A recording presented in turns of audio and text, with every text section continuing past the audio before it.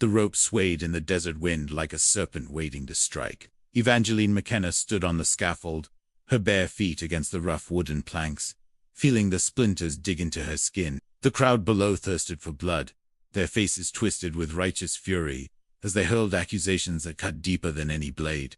Witch, Devaspawn. The words pierced through the morning air of Fort Defiance, Texas, 1847. Evangeline's hands trembled behind her back, bound so tightly that her fingers had gone numb. She was 19, untouched by man's embrace, yet condemned to die for crimes she never committed. The fever that had swept through the settlement, claiming 12 children, had somehow become her burden to bear. Sheriff William Harwick adjusted his badge with sweaty fingers, his eyes never meeting hers. "Any last words, girl?" Evangeline lifted her chin, her green eyes blazing with defiance despite the tears threatening to fall. "I am innocent. God knows the truth, even if you refuse to see it." The executioner's hand moved toward the leaf. In that moment, when death seemed inevitable, a war cry split the air like thunder. The crowd scattered as a magnificent painted horse burst through their ranks, its rider a vision of controlled fury. The Comanche warrior sat tall in his saddle, his bronze skin gleaming in the harsh sunlight, dark hair streaming behind him like a banner of war. Kickamolf had watched the proceedings from the ridge above the settlement, his jaw clenched with righteous anger. He had seen this woman before, 3 moons ago, when she had tended to his wounded brother after a hunting accident. Her hands had been gentle, her touch healing, her spirit pure. She spoke their language haltingly but with respect, offering water and comfort without fear. "Stop." His voice boomed across the square, causing horses to rear and women to shriek. The crowd pressed backward, creating a circle of fear around the lone warrior who dared challenge their justice. Sheriff Harwick's hand moved to his gun, but he hesitated. One wrong move could spark a war with the Comanche nation. "You have no authority here, savage." Kicking Wolf's dark eyes found Evangeline's, and in that moment, something passed between them, a recognition that transcended culture and language. She had shown kindness to his people when others would have turned away. Now he would return that mercy tenfold. "I claim the right of challenge," Kickenwolf declared, his English accented but clear. "Your law speaks of trial by combat. I invoke it." The crowd murmured uncertainly. Old laws, forgotten in the rush toward civilization, still held weight in the frontier territories. Judge Harrison, a weathered man with kind eyes, stepped forward from the crowd. He had been the one to reluctantly sentence the girl, knowing deep in his heart that something wasn't right about this case. "The law of trial by combat has not been invoked here in 20 years, the judge said slowly, "but it remains valid under territorial statute.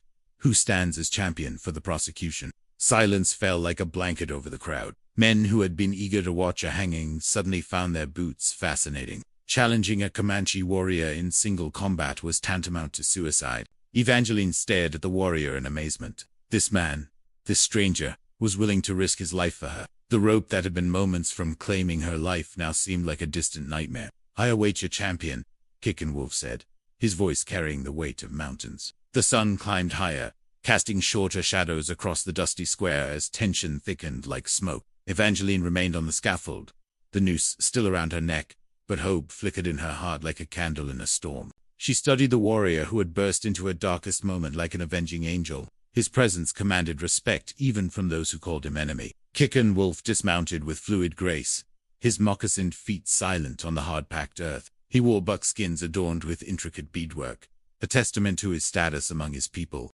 3 eagle feathers hung from his black hair, earned in battle. His tomahawk and knife gleamed at his sides, but his hands remained empty, open, non-threatening yet promising swift death to any who dared face him. "The girl is innocent," he announced, his voice carrying across the square. "I have seen her heart. She heals. She does not harm." Mrs. Abernathy, the mayor's wife, clutched her shawl tighter. She cursed our children. "The fever came after she touched little Mary's forehead." "The fever came with the traders from the east," Kickenwolf replied calmly. "Your own medicine man knows this. Dr. Patterson has spoken of it in your tavern." Dr. Patterson, an elderly man with white whiskers, shifted uncomfortably in the crowd. Several people turned to look at him, their expressions demanding answers. He cleared his throat nervously. "It's been moving west along the trade routes," he admitted reluctantly. "I've seen it in other settlements. It's not witchcraft, it's disease." A murmur ran through the crowd, doubt creeping into their certainty.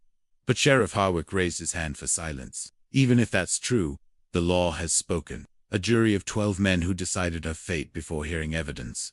Judge Harrison said quietly. He had been troubled by the trial's swiftness, the way fear had overruled reason. Perhaps God has sent us a sign. Reverend Morrison, a thin man with burning eyes, stepped forward. This is devil's work. A heathen defending a witch. Kicking Wolf's eyes hardened. I am no heathen, word speaker. I know the Great Spirit as well as you know your God. Perhaps better. He gestured toward Evangeline. This woman saved my brother's life. She asked for nothing in return. Tell me, how many of your people would do the same for one of mine? The uncomfortable silence that followed spoke volumes. The frontier was a place where survival often meant choosing sides, and kindness toward enemies was rare as spring water in the desert. Judge Harrison approached the scaffold. Miss McKenna, did you treat a Comanche warrior? Evangeline's voice was steady, despite her fear. His name was Swift Arrow. He had been gored by a buffalo. I couldn't let him die. Kicking Wolf's voice carried a note of triumph. She risks her own safety to save an enemy. This is the heart of a healer, not a killer. From the crowd, a new voice spoke up. I'll face him. All eyes turned to see Marcus Kellerman emerging from the press of people. He was a large man, a blacksmith with arms like tree trunks and a reputation for brutality. His face was flushed with whiskey and anger. My boy died in that fever, Kellerman growled. If this savage wants to defend the witch, I'll send them both to hell. Kicking Wolf studied his challenger with calculating eyes. Kellerman was strong but slow, driven by rage rather than skill. The warrior had faced dozens of such men in his 25 years, and few had survived the encounter. You accept the challenge? Judge Harrison asked. I do. Kellerman spat. Winner takes all. If I win, the girl hangs. If he wins, ... won't matter. Dead Indians don't collect prizes. Evangeline watched the exchange with growing dread. This man was trading his life for hers, and she didn't even know his name. The injustice of it overwhelmed her.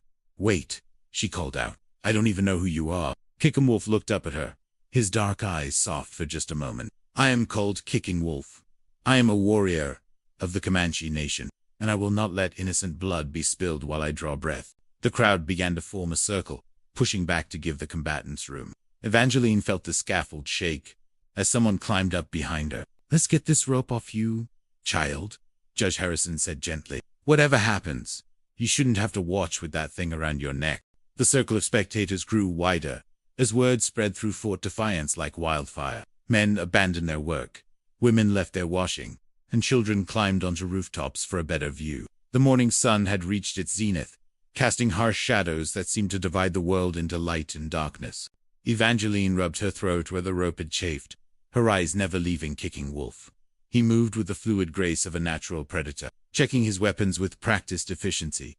Every motion was deliberate, economical, perfect. She had never seen anyone move with such controlled power.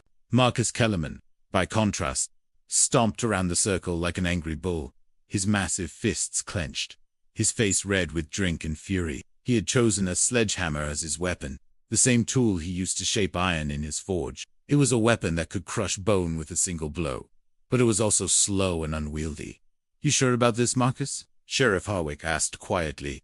That's a Comanche war chief you're facing. Kellerman spat in the dust. I've killed Indians before. This one bleeds just like the rest. Dr. Patterson approached Judge Harrison, his face grave. Your Honor, I need to speak with you about the fever. There are things I should have said at the trial. Not now, Doctor, the judge replied, his eyes fixed on the combatants. Whatever needs saying can wait until after this matter is settled. Evangeline strained to hear their conversation, but the crowd's noise drowned out their words. She noticed other people whispering, pointing, their expressions uncertain. The seed of doubt that Kicking Wolf had planted was beginning to grow. Kicking Wolf completed his preparations and stood facing his opponent. He had chosen his tomahawk and knife, weapons that required skill rather than brute force. His stance was relaxed, balanced, ready to move in any direction at an instant's notice. The terms are clear, Judge Harrison announced. Combat continues until one man yields or falls. The winner's cause is judged righteous by God and law. Reverend Morrison raised his hands toward heaven. Lord, let thy will be done. Let the innocent be protected and the guilty punished. Evangeline found herself praying as well, though she wondered if God would hear the prayers of a woman condemned as a witch. She closed her eyes and whispered the words her mother had taught her. Into thy hands I commend my spirit. The signal was given, and Kellerman charged with a roar that shook the windows of nearby buildings. His hammer swept through the air in a devastating arc, aimed at Kicking Wolf's skull. But the warrior was no longer there. Kicking Wolf had moved aside with dancer's grace, his tomahawk flashing out to catch Kellerman's wrist. The blacksmith howled in pain and rage, his grip loosening on the hammer's handle. Blood flowed freely from the wound, but his weapon remained in his grasp. First blood to the savage. Someone shouted. Kellerman swung again, this time in a horizontal sweep meant to take Kicking Wolf's head from his shoulders. The warrior ducked low, his knife streaking upward to find a soft flesh beneath his opponent's arm. Kellerman staggered backward, his breathing becoming labored. "You're just making me mad, Indian," Kellerman snarled, but his voice had lost some of its earlier confidence. Evangeline watched in fascination and horror as the two men circled each other. Kellerman was strong and determined, but Kicking Wolf fought with the skill of a lifetime warrior. Every movement was precise, every strike calculated to inflict maximum damage while avoiding his opponent's clumsy but potentially lethal attacks. The crowd had fallen silent, mesmerized by the deadly dance before them. Even the children had stopped their chatter, sensing that they were witnessing something momentous. Kellerman made another desperate charge, this time trying to use his superior weight to bear his opponent to the ground. Kicking Wolf sidestepped again, but this time he was a fraction too slow. The hammer caught him a glancing blow on the shoulder, sending him spinning to the ground. "Got you now." Kellerman raised his weapon for the killing blow, but Kicking Wolf rolled away at the last second, the hammer smashing into the earth where his head had been. As Kellerman struggled to free his weapon from the hard-packed dirt, the warrior rose to his feet, his shoulder bleeding but his spirit undaunted. "You fight with honor," Kicking Wolf said, his voice steady despite his injury. "Your son would be proud." Something in the warrior's words gave Kellerman pause. For a moment, the red haze of rage cleared from his eyes, and he saw his opponent not as a savage enemy but as a man defending what he believed was right. "My boy was only 6 years old," Kellerman said, his voice breaking. "He was all I had left after his mother died birthing him. I know the pain of loss," Kicking Wolf replied, "but killing an innocent will not bring your son back. It will only add to the world's darkness." The moment of humanity passed, and Kellerman's face hardened again. "Pretty words won't save you, Indian." The battle resumed with renewed fury, but something had changed. The crowd sensed it, a subtle shift in the atmosphere that made them lean forward with anticipation. Evangeline noticed it. Tooth away, Kicking Wolf's movements had become more fluid, more purposeful, as if he had found his rhythm at last. Kellerman's breathing was becoming labored, his swings wilder and less controlled. Blood loss was taking its toll, and the desert sun beat down mercilessly on his exposed head. Sweat poured down his face, mixing with the dust kicked up by their struggle. "Getting tired, savage," Kellerman panted, but his voice lacked conviction. Kicking Wolf said nothing, conserving his strength. He had learned long ago that words were weapons too, and silence could be more unsettling than any war cry. He watched his opponent's feet, reading the telltale signs of exhaustion and desperation. Dr. Patterson pushed through the crowd to Judge Harrison's side. "Your Honor, I must speak with you about the fever. The girl is innocent." "Not now, Doctor," the judge hissed. "Can't you see?" "The fever came from contaminated water barrels on the Morrison wagon train," Patterson interrupted urgently. "I've been tracking its spread. Miss McKenna had nothing to do with it. She was actually helping to treat the sick." Judge Harrison's face went pale.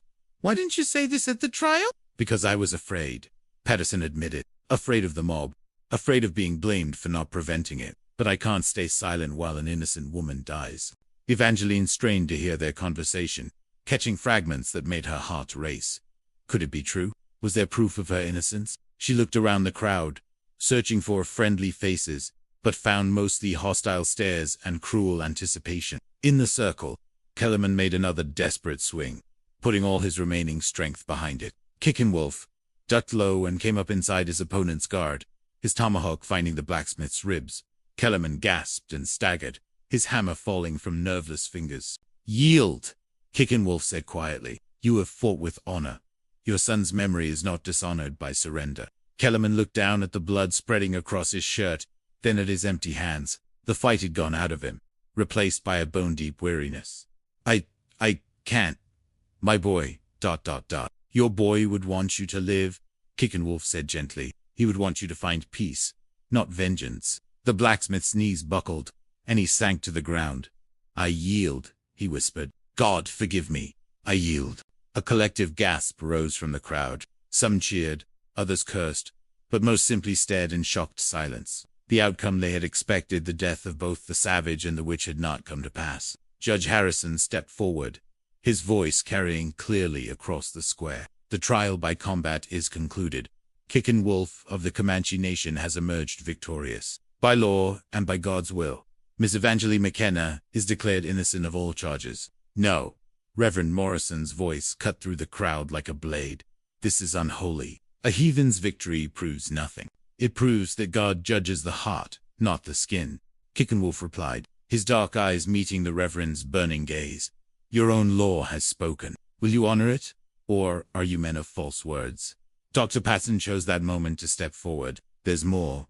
Your Honor, I have evidence that proves Miss McKenna's complete innocence. The fever came from contaminated water, not witchcraft. She was actually helping to treat the sick when she was arrested. The crowd erupted in confused murmurs. Evangeline felt her legs give way, relief and exhaustion overwhelming her. She had been saved not once, but twice, first by the warrior's courage, then by the doctor's delayed conscience. Kickin' Wolf looked up at her, his expression gentle despite the blood on his clothes. You are free, Evangeline McKenna.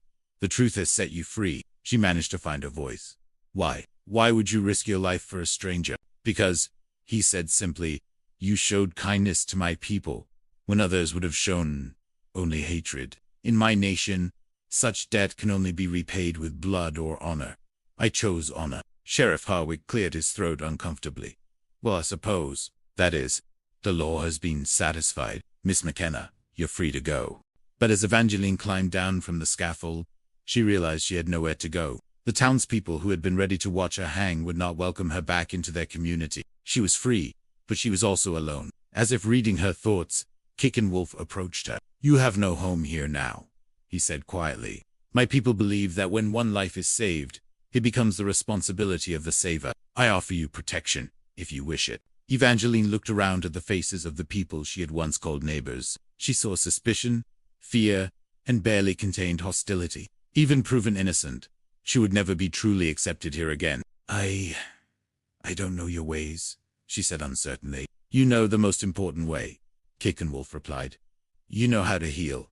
You know how to show mercy. The rest can be learned. The afternoon sun cast long shadows across the square as the crowd began to disperse. Their thirst for spectacle satisfied, but their hunger for justice left complicated and uncertain. Evangeline stood beside the scaffold that had nearly claimed her life, acutely aware of the hostile glances and whispered conversations surrounding her. Mrs. Abernathy approached with a group of women, their faces hard with disapproval. You may be innocent of witchcraft, girl, but you're still a stranger to decent society. No God-fearing woman would associate with these savages, as you call them, showed me more mercy than your Christian community, Evangeline replied, her voice steady, despite her trembling hands. They judged me by my actions, not by fear and superstition. And look where that mercy has led you. Mrs. Abernathy sniffed, cast out from civilized society, with nowhere to go but the wilderness. Kicking Wolf had been tending to his shoulder wound, but he looked up at the woman's words. In my nation, we do not cast out those who heal.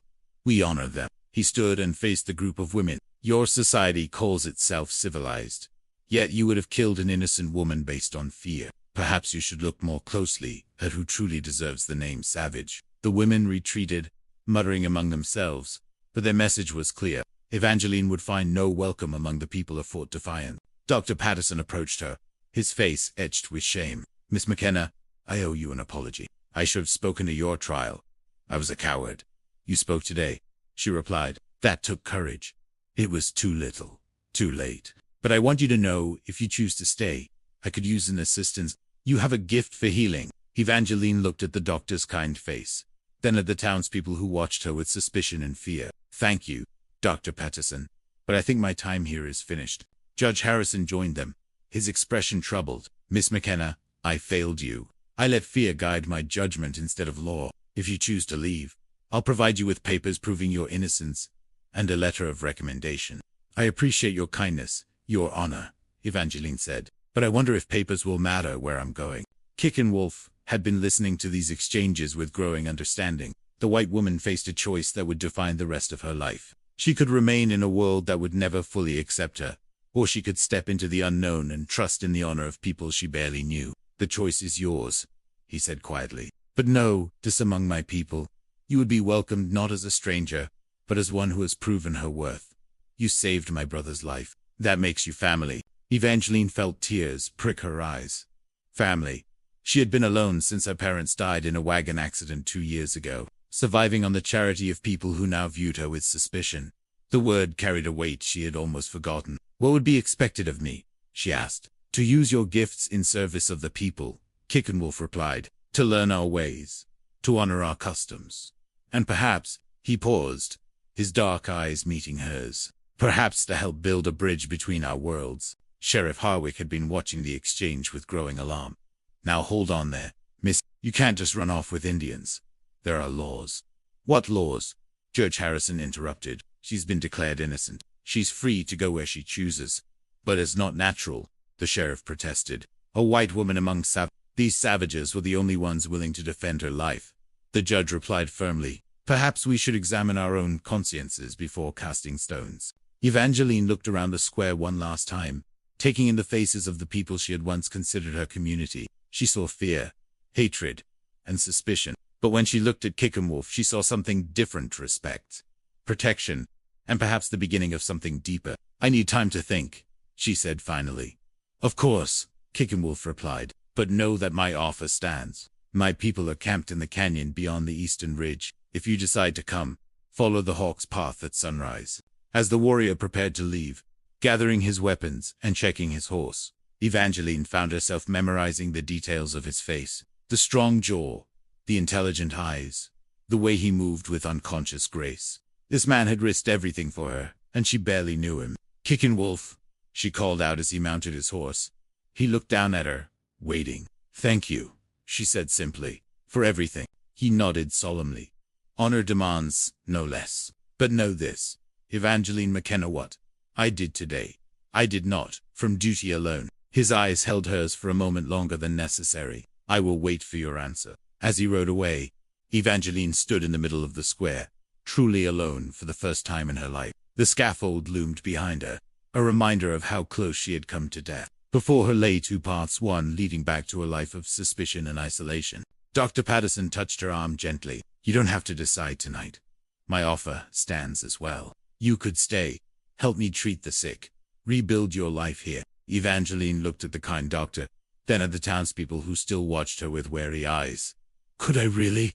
Would they ever truly accept me? The doctor's silence was answer enough. That night Evangeline sat by her small window in the boarding house, staring out at the star-filled sky. The desert stretched endlessly beyond the town's borders, mysterious and intimidating, yet somehow calling to her. She had packed her few belongings into a small bundle, her medical supplies, her mother's Bible, and a locket containing her parents' pictures. Sleep eluded her as she wrestled with the most important decision of her life. Every sound from the street below made her jump, voices raised in argument.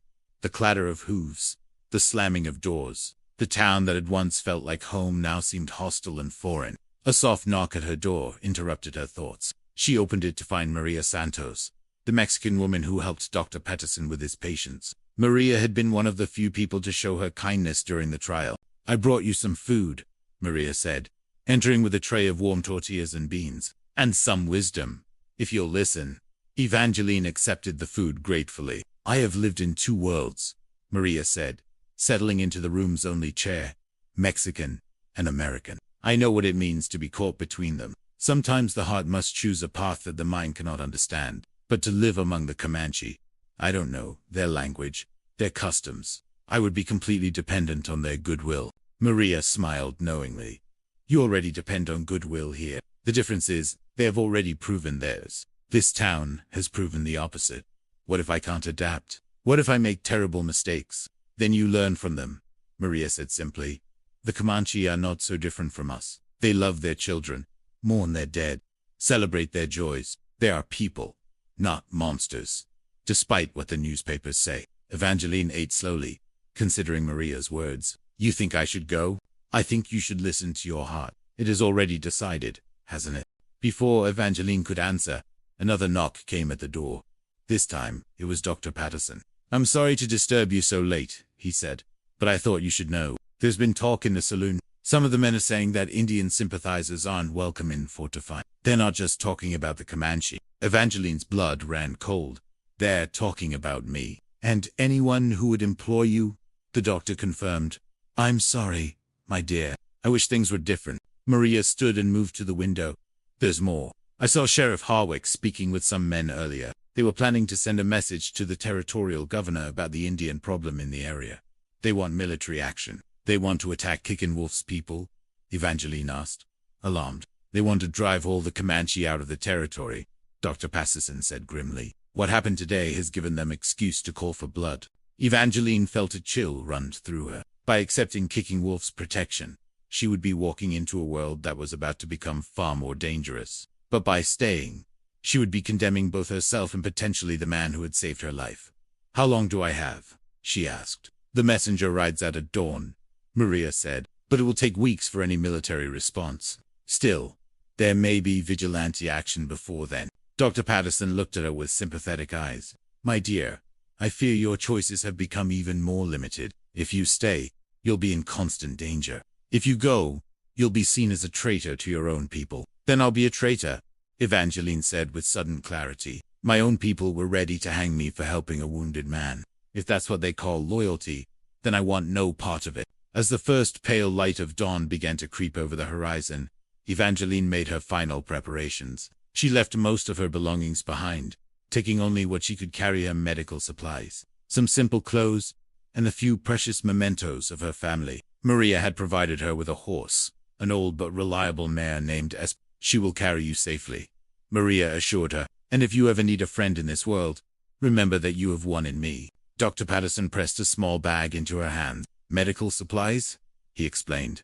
And some silver coins. It's not much, but it might help. Thank you both, Evangeline said, her voice thick with emotion. I'll never forget your kindness.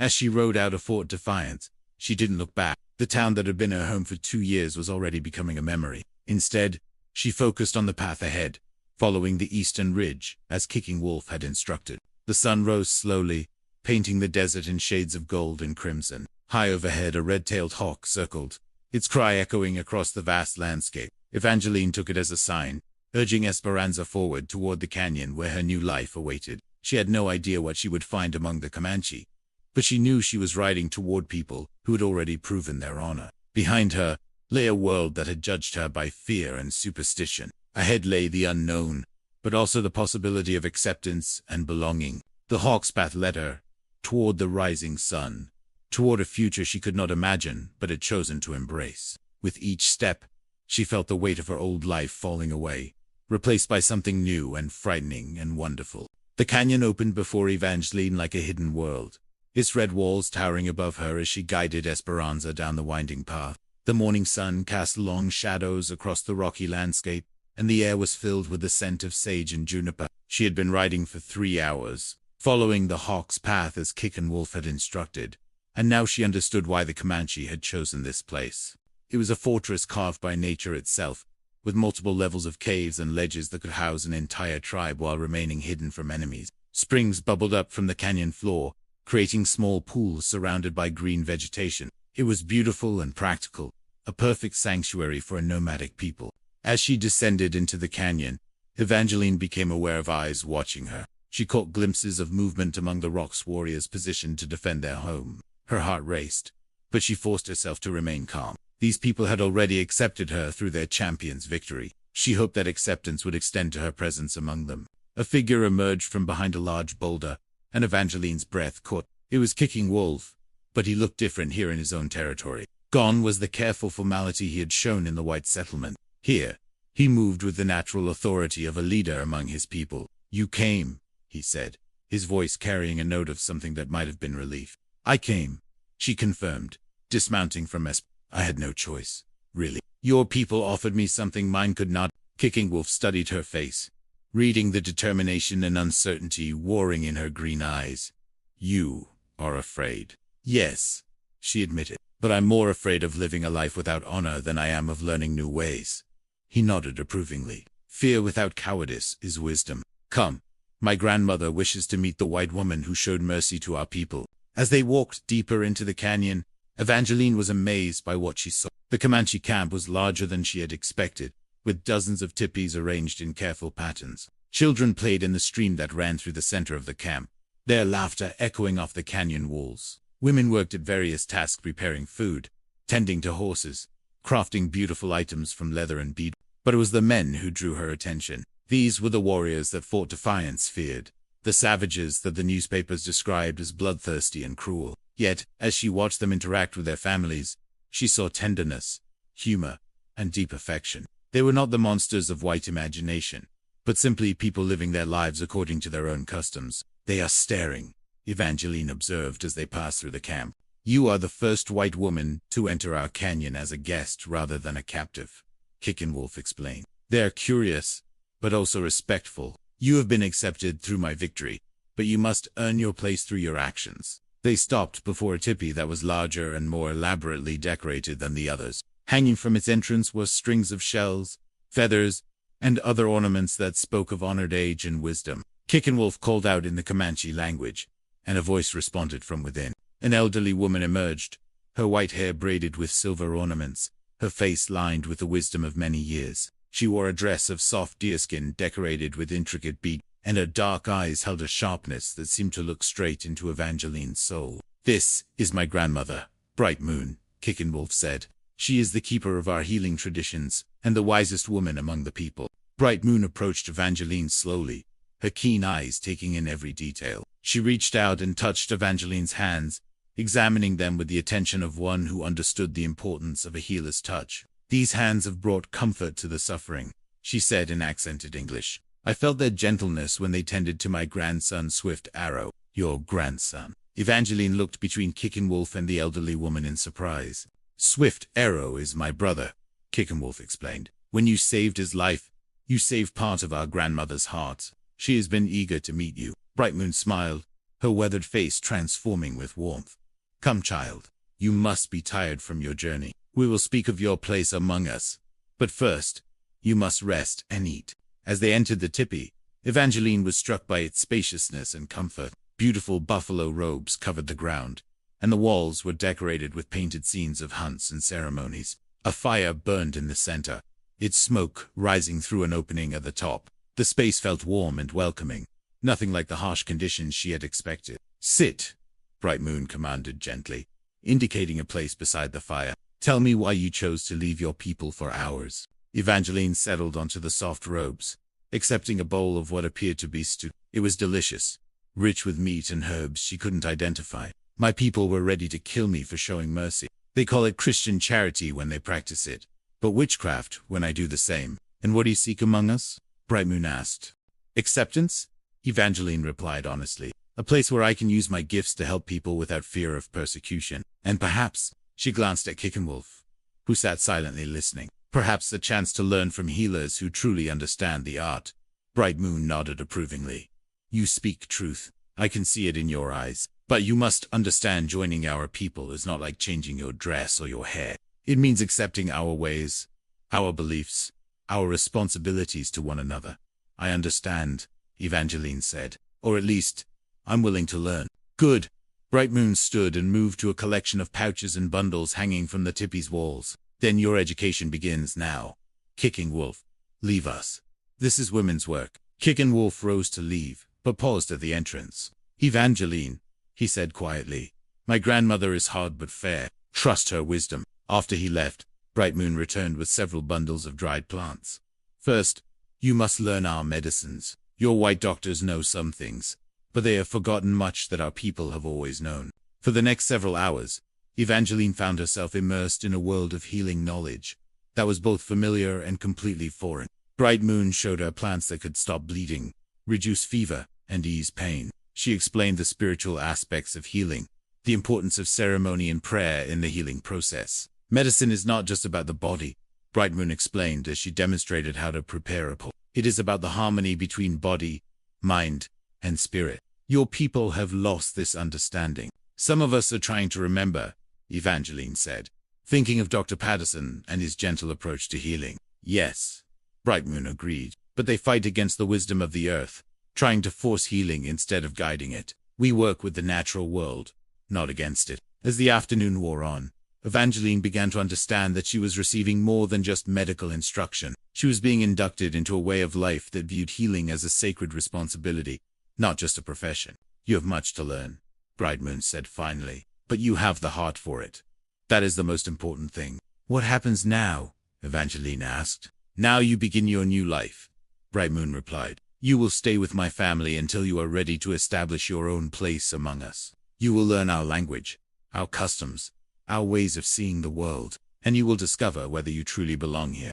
As the sun began to set, painting the canyon walls in shades of gold and crimson, Evangeline felt a sense of peace she hadn't experienced in years. She was surrounded by people who valued her gifts, respected her choices, and offered her a chance at genuine belonging. But as she prepared for her first night among the Comanche, she couldn't shake the feeling that her old world would not let her go so easily. The hawk that had guided her here had been joined by others, circling overhead as if watching for danger. Change was coming to the frontier, and she was now part of a people who stood directly in its path. 3 weeks had passed since Evangeline's arrival in the canyon, and she had begun to find her rhythm among the Comanche. Her days were filled with learning language lessons with Brightmoon, cultural instruction from the other women, and practical skills like preparing traditional foods and crafting necessary items. Her nights were spent treating the sick and injured, using a combination of her medical knowledge and the traditional remedies Brightmoon taught her.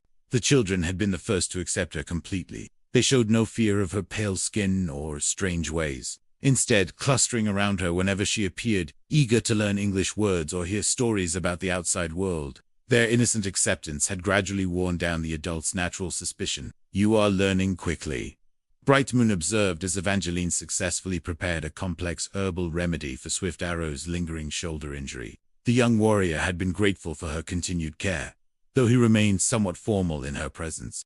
"I have excellent teachers," Evangeline replied, checking the consistency of the poultice and motivated patience. Swift Arrow winced as she applied the medicine to his wound. "It is strange to be treated by the same hands that once saved my life," he said in heavily accented English. "The spirits work in mysterious ways." "The spirits, or your brother's stubborn sense of honor?" Evangeline asked with a gentle smile. Swift Arrow's expression grew serious. "My brother is a good man, but he carries heavy burden. The leadership of our people, the weight of protecting them from the growing white threat. He does not often allow himself to think of his own happiness." Before Evangeline could respond, a commotion erupted outside the tipi. Shouts and the sound of running horses echoed through the canyon. Swift Arrow was on his feet instantly, his hand moving to his weapon despite his injury. Kickenwolf burst into the tipi, his face grim. "We have visitors," he announced. "A cavalry patrol approached us from the south. They carry a flag of truce, but they are heavily armed." Evangeline's blood ran cold. "They're looking for me, perhaps," Kickenwolf agreed. "Or perhaps they seek to make threats about our presence in the territory. Either way, you should remain hidden until we know their intention." But Evangeline shook her head. "If they're here because of me, hiding will only make things worse. I won't let your people suffer for my choices."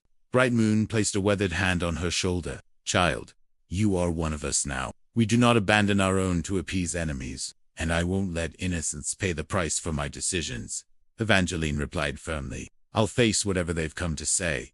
The standoff at the canyon's entrance was tense. Captain William Morrison, the Reverend's brother, Evangeline realized with a sinking heart, sat his horse with military precision, flanked by 20 armed soldiers. His face was hard and unforgiving, marked by the same religious fervor that had driven his brother to condemn her. "I've come for the white woman," Morrison announced without preamble. "Evangeline McKenna. She's wanted for questioning in connection with Indian raids on settlements to the north." Kickenwolf moved his horse between the captain and the canyon entrance. "You speak of raids that never happened. This is a peaceful people.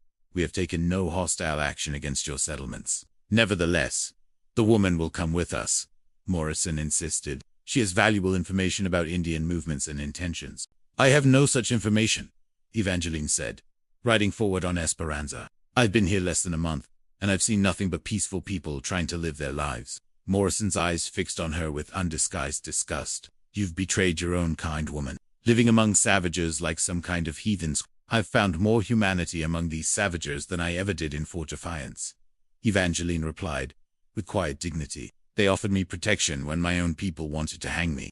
"Protection?" Morrison laughed harshly. "You mean captivity? These animals have corrupted you, turned you against your own people.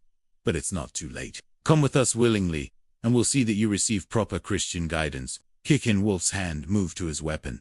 She chooses her own path. You have no authority here. I have the authority of the United States Army, Morrison replied, and the moral authority of civilized men protecting a lost soul from heathen influences. The tension in the air was thick enough to cut. Evangeline could see warriors positioned throughout the canyon, ready to defend their home. But she also knew that any violence would bring terrible consequences for the peaceful people who had accepted her.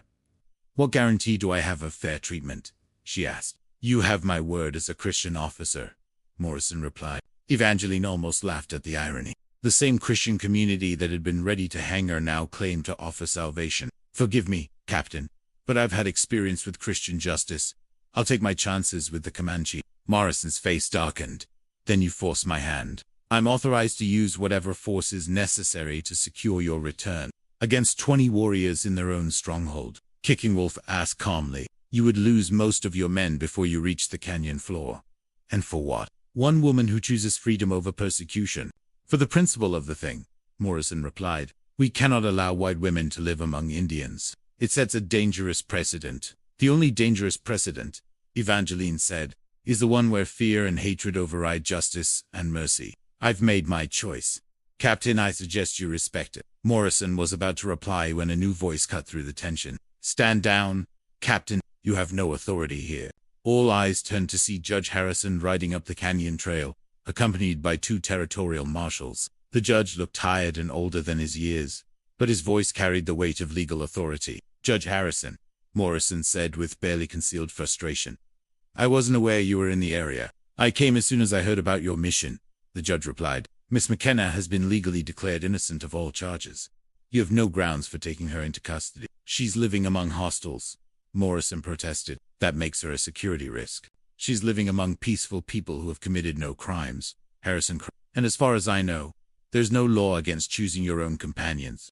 Evangeline felt a wave of relief wash over her. She had not expected support from the legal system that had nearly failed her before. Furthermore, the judge continued, I have new evidence that completely exonerates Miss McKenna of any wrongdoing. Dr. Patterson has provided detailed testimony about the true source of the fever, and several witnesses have come forward to confirm her innocence. Morrison's face grew red with anger. This is about more than legal technicalities. Judge, this is about preserving the natural order, protecting white civilization from corruption. The natural order, Kicking Wolf said quietly, is that people should be judged by their actions, not by the color of their skin or the company they keep. Your civilization has much to learn about true justice. As Judge Harrison's intervention diffused the immediate crisis, Evangeline found herself caught between 2 worlds more literally than ever before. The judge's arrival had prevented violence, but it had also brought the full weight of the outside world's attention to her chosen refuge. Miss McKenna, Judge Harrison said, dismounting from his horse, I owe you another apology. The evidence Dr. Patterson provided should have been presented at your original trial. The contaminated water barrels, the timing of the fevers spread it, all points to a tragic accident, not witchcraft. Captain Morrison remained mounted, his face a mask of barely controlled fury. Legal technicalities aside, Judge, this woman has valuable intelligence about Indian movements and capabilities. The Army has a right to that information. She's been here less than a month, Harrison replied. What valuable intelligence could she possibly have? Evangeline stepped forward, her voice calm but firm. I can tell you what I've learned, Captain. I've learned that the Comanche are people, not monsters. They love their children, mourn their dead, and want nothing more than to live in peace. They're not planning raids or attacks, they're simply trying to survive in a world that grows more hostile to them every day. Pretty words, Morrison spat, but words won't stop the inevitable. The frontier is closing. Miss McKenna, there's no place for savage tribes in a civilized territory. Kicking Wolf had been listening to this exchange with growing tension. You speak of civilization, soldier, but I see only the desire to destroy what you do not understand. We have harmed no one. We ask only to live according to our ancient ways. Your ancient ways are incompatible with progress, Morrison replied. The land must be farmed, towns must be built, railroads must be laid. There's no room for nomadic tribes wandering wherever they please. This is our ancestral homeland, Brightmoon said, speaking for the first time since the soldiers arrived. The elderly woman moved with quiet dignity, her presence commanding respect even from the hostile cavalry officer. Our people have lived here for generations beyond counting. We are not wanderers, we are the children of this land. Judge Harrison looked around the canyon with new eyes, seeing not just a hiding place for hostiles but a home that had been lived in and loved for countless years. There may be a solution here, he said slowly. A way for both sides to coexist. What kind of solution? Evangeline asked hopefully. A formal treaty, Harrison explained. If Chief Kicking Wolf and his people are willing to accept reservation boundaries and agree to peaceful coexistence, the territorial government might be willing to recognize their right to remain in this area. Morrison's objection was immediate. You're talking about negotiating with savages, Judge. It sets a dangerous precedent. I'm talking about preventing a war that would cost lives on both sides, Harrison replied. Miss McKenna's presence here has actually created an opportunity. She could serve as a liaison, helping both sides understand each other. Evangeline felt the weight of possibility and responsibility settling on her shoulders. I would be honored to help, she said, but the decision must be made by the Comanche people themselves. Kickerwolf looked at his grandmother, then at the warriors gathered around them. A brief conversation in the Comanche language followed, with various voices offering opinions and concerns. Finally, he turned back to the judge. We will consider your proposal, he said, but we have conditions. Any treaty must guarantee our right to hunt and gather in our traditional territories. Our children must be allowed to learn the ways of their ancestors, alongside your white man's education, and we must have the right to govern ourselves according to our own laws. Those are reasonable requests, Harrison said. I can't promise they'll all be accepted, but I can promise they'll be heard. Morrison shook his head in disgust. You're making a mistake, Judge. These people are warriors. They'll use any treaty as an excuse to gather strength and strike when you least expect it. Look around you, Captain, Evangeline said. Do you see warriors preparing for battle, or do you see families trying to live in peace? As if to underscore her point, a group of Comanche children appeared at the canyon's edge, their laughter echoing off the walls as they played a game involving sticks and a small ball. Their innocent joy was a stark contrast to Morrison's grim predictions of violence. Children can be raised to be warriors, Morrison said stubbornly, or they can be raised to be healers, teachers, and peacemakers. Brightman replied. The choice is in how they are taught, not in the color of their skin. Judge Harrison sensed an opportunity. Miss McKenna, would you be willing to return to Fort Defiance to testify at a formal hearing? Your experiences here could help convince the territorial authorities that peaceful coexistence is possible. Evangeline looked at Kicking Wolf, reading the concern in his dark eyes. Would I be able to return here afterward? That would depend on the outcome of the hearing, Harrison admitted. But I give you my word that you'll be treated fairly and with respect. It's a trap, Morrison said bluntly. Once she's in custody, she'd be shipped east for debriefing. The army has questions that need answers. The army has fears that need addressing, Harrison corrected. And sometimes understanding is more valuable than intelligence. Evangeline made her decision. I'll go, she said. But I go as a free woman, not as a prisoner. And I want guarantees that no action will be taken against the Comanche people while I'm gone. You have my word, Harrison said solemnly. Morrison's face was a mask of frustration, but he nodded curtly. Very well, but I'm holding you responsible for any trouble that arises from this arrangement. Judge, as the soldiers prepared to depart, Kicking Wolf approached Evangeline. You do not have to do this, he said quietly. You have found a place among us. You need not risk it for the sake of peace. Peace is exactly why I have to do this, she replied. These people have given me a home. The least I can do is try to protect it. He reached out and touched her hand briefly, a gesture that spoke of deeper feelings than words could express. Then I will wait for your return. And if you do not return, ... His voice trailed off, but his meaning was clear. I'll return, she said with quiet confidence. I've found something here worth fighting for. As the mixed party prepared to leave the canyon, Evangeline took one last look at the place that had become her sanctuary. The children waved goodbye, the women offered quiet blessings, and the men nodded with respectful acknowledgement. She had found more than just acceptance. Here she had found a family, a purpose, and perhaps something even more precious. The hearing in Fort Defiance was unlike anything the frontier town had ever witnessed. The courthouse, usually reserved for simple disputes and minor criminal matters, had been transformed into a formal tribunal with territorial officials, military representatives, and curious townspeople packed into every available space. Evangeline sat at the witness table, acutely aware of the hostile stares from many of the townspeople who had once been her neighbors. But she also noticed supportive faces: Dr. Patterson, Judge Harrison, and even some of the people she had helped during her time in the settlement. Territorial Governor James Bradley, a stern man with steel-gray hair and intelligent eyes, presided over the hearing. He had traveled from the capital specifically to address what he termed the Indian question, and Evangeline's unusual position as a bridge between two worlds. "Miss McKenna," Governor Bradley began, "you stand before us as a unique witness to the nature and intentions of the Comanche people. Your testimony will help shape policy that could affect the lives of hundreds, possibly thousands, of people on both sides of this conflict." "I understand the responsibility, Governor," Evangeline replied, "and I'm prepared to tell you the truth about what I've observed." Captain Morrison, seated at the prosecutor's table, leaned forward.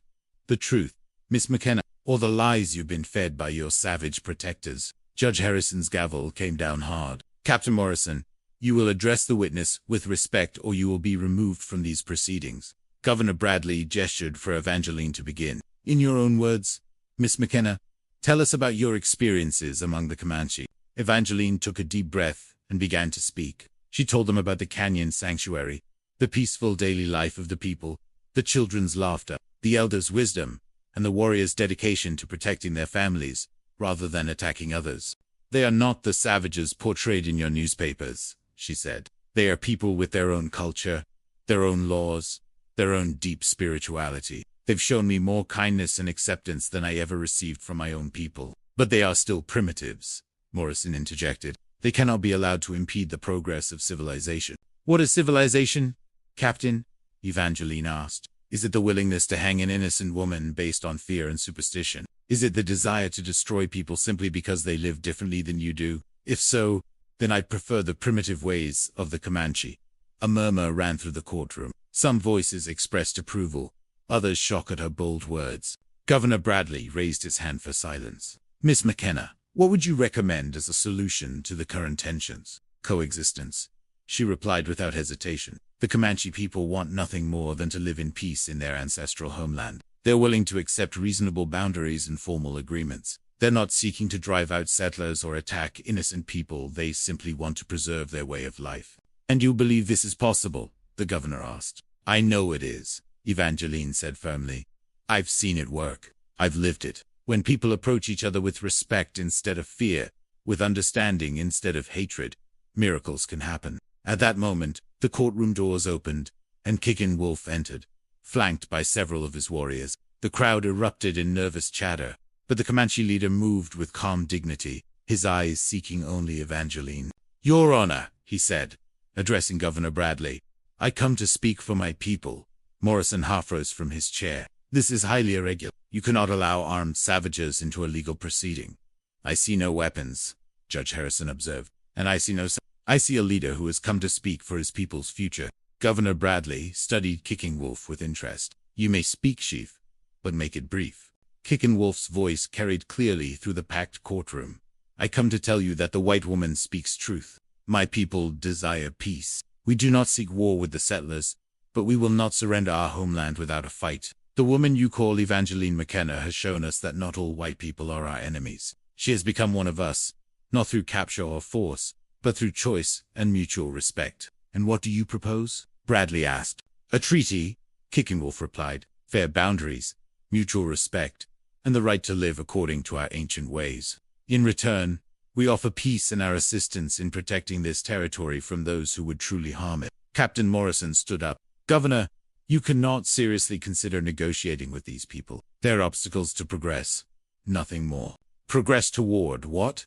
Evangeline asked, also rising. "A land stripped of its original inhabitants, its natural beauty destroyed in the name of civilization. Is that truly progress, or is it merely conquest disguised as advancement?" The courtroom fell silent. Even Morrison seemed taken aback by the passion in her voice. Governor Bradley leaned back in his chair, considering. "Miss McKenna, if such a treaty were to be negotiated, would you be willing to serve as a permanent liaison between the two communities?" Evangeline looked at Kicking Wolf, seeing the hope and trust in his eyes. "I would be honored to serve in that capacity," she said, "but only if both sides are truly committed to making it work."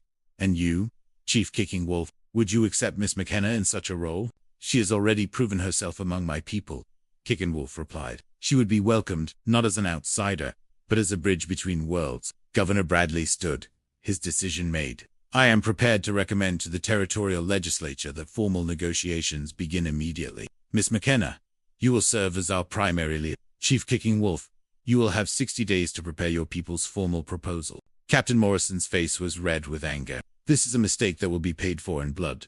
Governor, the only blood that will be spilled, Evangeline said quietly, will be the blood of those who refuse to accept that peace as possible. As the hearing concluded and the crowd began to disperse, Kicking Wolf approached Evangeline. You have done something remarkable here, he said softly. You have given our people hope for a future we had almost stopped dreaming of. We've given ourselves hope, she corrected, both our peoples. But this is just the beginning. The real work starts now. He reached out and took her hand, no longer caring who might see the gesture. Then we will do that work together. You are no longer caught between two worlds, Evangeline McKenna. You have created a new world where both can exist in harmony. As they walked out of the courthouse together, Evangeline felt the weight of history settling around them. They were writing a new chapter in the story of the frontier, one that spoke of understanding rather than conquest, of cooperation rather than destruction. The virgin girl who had once faced the gallows had become the architect of peace between two peoples, and in the process, she had found not just salvation, but love, purpose, and a home that transcended the boundaries of race and culture. Behind them, the setting sun painted the sky in shades of gold and crimson, like a promise of the new dawn that awaited them all. The future was uncertain, but it was a future they would face together, united by the bonds of honor, respect, and love that had grown from the ashes of prejudice and fear. The circle of justice had been completed, but the circle of life was just beginning. This story of Evangeline McKenna and Kicking Wolf represents more than just a tale of forbidden love. It is a testament to the power of understanding, the courage required to bridge different worlds, and the truth that justice and mercy can triumph over fear and hatred. In their union, two peoples found not just peace, but the promise of a shared future built on respect, honor, and the recognition that love transcends all boundaries.